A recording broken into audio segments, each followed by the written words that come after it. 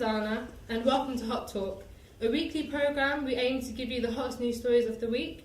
And in this week on our panel, we have Michelle, and we have a special guest panellist, Professor of Culture Studies at UEL, Mika Nava, who's also author of publications such as Gender and Generation and Changing Cultures. So thank you so much for being here.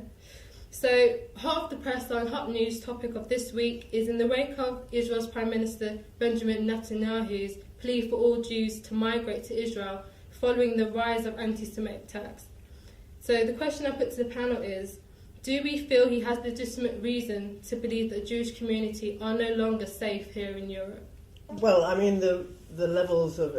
some people have claimed, and that there's been quite a hysterical response, that there has been an increase in anti-Semitism. Yes. Quite how anti-Semitism is defined is problematic, because some people have invoked the 1930s anti-Semitism, but there's no evidence at all that it's legitimised in the way that it was in the 1930s, where people were excluded from schools, kicked out of their homes, had their money taken away, and were not allowed to marry non-Jews, and so on and so on. So that was a very serious time, and of course it ended in the Holocaust. Yeah. Didn't entirely end there. So whether the Community Security Trust, which actually measures anti-Semitic incidents, has said that there has been a decline in anti-Semitic events, and that they peaked at the time of the sort of invasion of Gaza last summer, yes. The Israeli invasion. So yes. It isn't, and then it's declined somewhat again. So, yes, there have been a trickle of anti-Semitic attacks in the decades since World War II. They are minimal compared with the numbers of anti-Islamic or anti-black attacks, deaths, minimal compared with the number of physical attacks on women, and so on. So I think to elevate them is very much of a political move. The history reveals that the number of Jews is being always minor compared to people that is Muslim, people that is Christian. Until what extent would you see that? Is it actually that they are just trying to go back to the past where they said that Jews will be given back their promised land, or is it just for other purposes? It's Jews and Muslims lived side by side and in harmony in the Middle East and in Iraq and Egypt and Morocco and so on for a long time without problems. I think the worst anti-Semitism was really in Europe and in Russia. So is that... I'm not quite sure what your question is. Sorry. Yeah, but what I wanted to ask you is whether this diaspora and this kind of going back to the old Solomonic Jerusalem, where Jews and other communities were together, is it actually what they're looking for? Because Israel, if we look at what was there before 1948. There was a Palestine country there where people were Muslim, where they were living calmly, and instead of this kind of a treaty that they were trying to do more as a we are going to dialogue with you whether you want us here or not. It wasn't that. It was more like we are going to be placed here and you can't do anything against it. Okay, well, let's look at the context. I mean, as is well known, Britain was pretty anti-Semitic at the time. The government wasn't prepared to welcome large numbers of refugees from Hitler in the immediate post-war period, nor was America, despite their kind of enthusiastic, or maybe, as they are now compensating perhaps with their enthusiastic support of Israel, but nobody was particularly welcoming. So, there were people who were held in displaced people camps for up to 2 years in the 2 years following the war. So finally they went to Israel. Now, Israel seemed to be a solution to some of that anti-Semitism.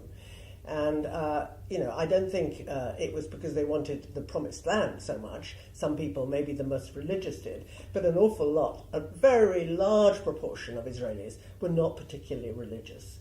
They were socialists. They wanted to work the land. They wanted a place where they could be secure. I feel like now, within the press, the idea of Jews being opposed to Israel is very much on the hush. You have to really search for that information. Okay. There was mass, obviously, protests in New York last year with Jews being anti-Israeli, which weren't really covered by the press.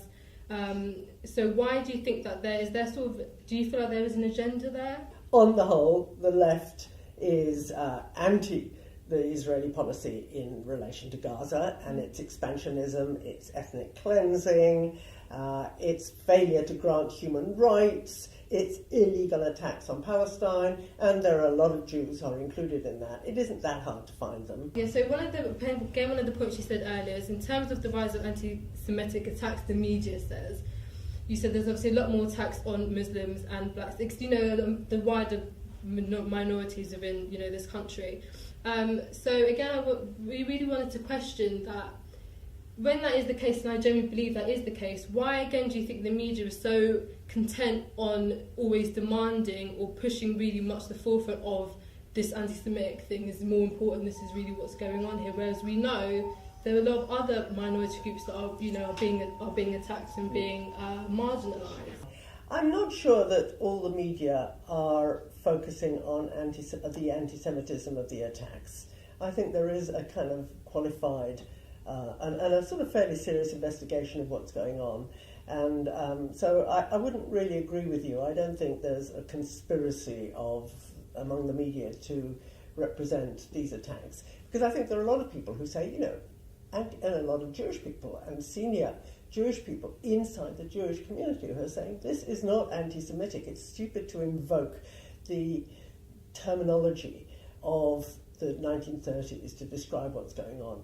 Okay, so it's true that some of these young people, and also the people who are expressing the anti-Semitism are now different kinds of people. And it's true that Jews have been targeted on 2 occasions recently in a very dramatic way. In both cases, it seems to be that the young people involved who did the murders were working on their own. They'd just come out of prison. They were, they had criminal records. They were orphans. They'd been brought up in care. They'd had very troubled kind of existences. And, I think it says as much about the way in which people of Muslim tradition or origin are treated in those particular kinds of countries. There's a much stronger sense, even though they've been quite welcoming to asylum seekers, those people have always remained outside the culture. I'm not saying it couldn't happen in Britain. Of course it could happen in Britain, and it has happened in Britain. But, I think it's... one thing I wanted to go back to is the religious Jews, the extremely religious Jews, are also anti-Israel, Yeah. In Stamford Hill, there are always Jews on these kind of the marches who come down, these Haredi Jews with the beards and the locks and everything, who come on the marches criticising Israel because they don't think that Jews should be going to colonise Israel either. Yes. Yeah. So they're... and just to go back to the press is not uniform. Yeah. And I think there are there are some very critical voices in the press, and even on the right, it's not so clear, but certainly on the left. Historically, the right was most anti-Semitic, in the 30s and the 40s.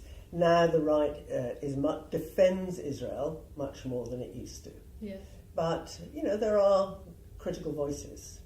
Yeah. And there's loads online, and there are loads of organisations like Independent Jewish Voices and Jews for Justice for Palestinians, and so on, that do circulate information about what's going on to a more critical readership or audience or group. Okay, brilliant. So thank you. Make sure you tune in next week for more Hot Talk.